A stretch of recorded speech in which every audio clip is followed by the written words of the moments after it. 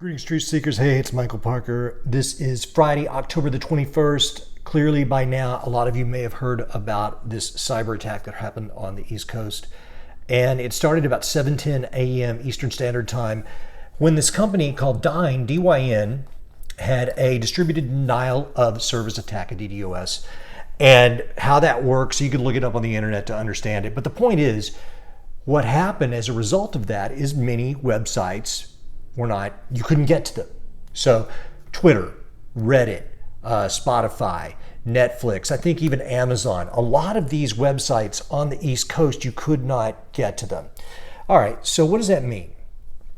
Well, let's start with the fact that a week ago, we talked about this declaring cyber war on Russia, which I still think is a really terrible idea. And how are we going to do that? And if we're going to do it, why would we tell them that? So, we make that announcement last week. Now here it is a week later on Friday, going into the weekend, and we have this happen. I don't believe in coincidences. I think this happened as a result of that statement and something that may be happening in the future. Now, who did it? I can't tell you that. I don't know that Russia did it. Certainly they are going to be the ones who are blamed for this. And I think actually that's probably one of the main reasons that this thing happened in the first place. But I don't know that. And they're saying it was a malicious attack. The company DYN, they're still trying to figure out, what happened. And I was looking at, I can't find it. Oh, here we go. Dyn status updates delivered. An hour ago, they said this. Our engineers are continuing to investigate and mitigate several attacks aimed against the Dyn management DNS infrastructure. So the first one happened at 7:10 a.m. I think they got service somewhat rectified around 9:30 Eastern Standard Time. And then there was a second attack as well. They're claiming now that they've got things kind of sorted out. But when I look at this thing, there's this thing called Fortinet.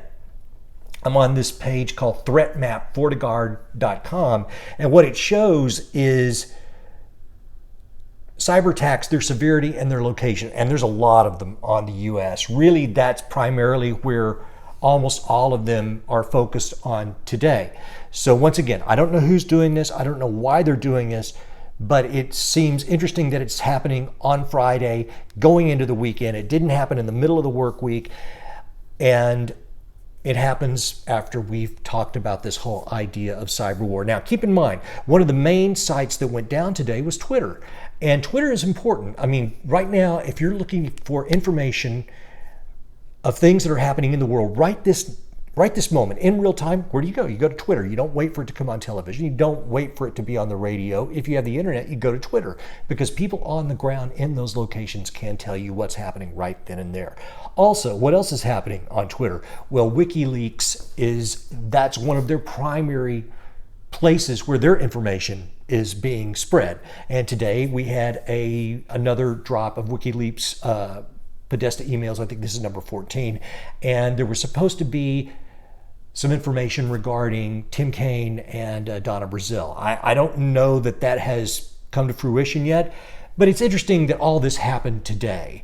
And to me, listen, I've got to put these things in a logical order for myself. And I like I say, I don't think that this was a coincidence that this happened after talking about cyber war. Now, certainly this could be a group of hackers who are doing this for some reason that we don't understand.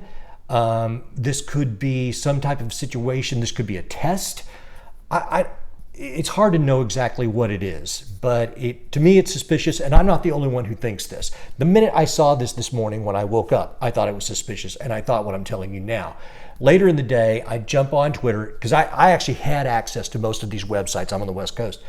And a lot of people were saying the same thing as me, so I'm not the only guy thinking this. Later, I turn on Alex Jones to listen to him for a little bit. His guest brings it up. So if I'm thinking it, other people are thinking it, a lot of people are thinking it. It's already out there in the zeitgeist. So however this went down, whoever is behind it, it's on people's minds, and it bears a really thorough investigation.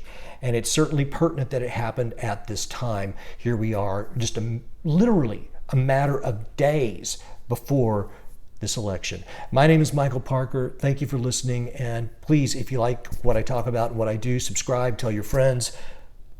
We'll stay on top of this. Peace.